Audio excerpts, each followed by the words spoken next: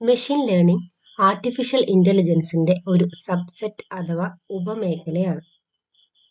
അപ്പോൾ എന്താണ് artificial intelligence?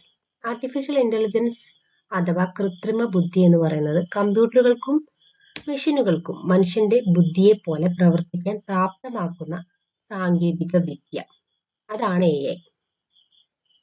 ഇവ മനുഷ്യനെ പോലെ ചിന്തിക്കുകയും തീരുമാനമെടുക്കുകയും ചെയ്യും. AI കൃത്രിമമായി അതിന്റെ ബുദ്ധി സൃഷ്ടിക്കുകയും അത് ഉപയോഗിച്ചുള്ള പ്രവർത്തനങ്ങൾ നടത്തി പരിഹാരങ്ങൾ കണ്ടെത്തുകയും ചെയ്യുന്നു. AIയുടെ പ്രധാന ലക്ഷ്യങ്ങൾ എന്ന് പറയുന്നത് ഓട്ടോമേഷൻ. മനുഷ്യന്റെ ഇടപെടലില്ലാതെ മെഷീനുകൾക്ക് പ്രവർത്തിക്കാനുള്ള കഴിവ് നൽകുന്നു. പാഠങ്ങൾ പഠിച്ച് മെച്ചപ്പെടുത്താനുള്ള കഴിവ്. ലോജിക് ഉപയോഗിച്ച് പ്രശ്നങ്ങൾക്ക് പരിഹാരം കണ്ടെത്താം. Natural interaction. ഭാഷയും ശബ്ദവും മനസ്സിലാക്കാനും മനുഷ്യർക്കൊപ്പം സംഭാഷണം നടത്തുവാനുമുള്ള കഴിവ്.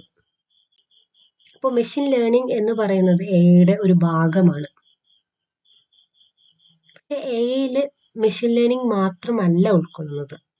അതൊരു വലിയ സൂപ്പർ സെറ്റ് ആണെന്ന് നമുക്ക് പറയാം. വലിയൊരു ഉപവിഭാഗമാണ് AI എന്ന് പറയുന്നത്. അതിൽ ML എന്ന് പറയുന്നത് ഡാറ്റയിൽ നിന്നും പാറ്റേണുകളെ പഠിക്കാൻ വേണ്ടി ആ ഒരു AI സിസ്റ്റത്തിനെ ഹെൽപ്പ് ചെയ്യുന്നു.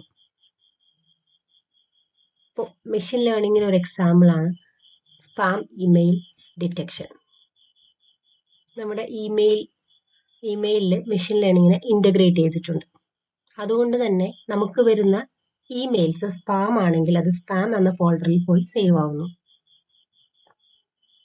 സ്പാം അല്ലാത്ത മെയിൽസ് അതാത് സ്ഥാനത്ത് വരുന്നു.